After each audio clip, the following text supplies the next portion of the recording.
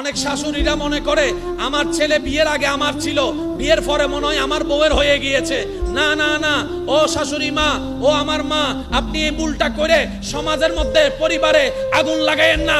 আপনার বউ আপনার ছেলে 10টা বিয়ে করুক, সন্তান তো আপনারই, সন্তান তো আপনারই, সন্তান তো আপনারই। আপনি কেন মনে করছেন আপনার ছেলের বউ আপনাকে ছেলেকে নিয়ে গিয়েছে? না, উনি ছেলেকে নেয় নাই, উনি উনার স্বামীকে নিয়ে গেছে। আর স্বামীকে নেওয়ার অধিকার বউয়ের আছে না নাই?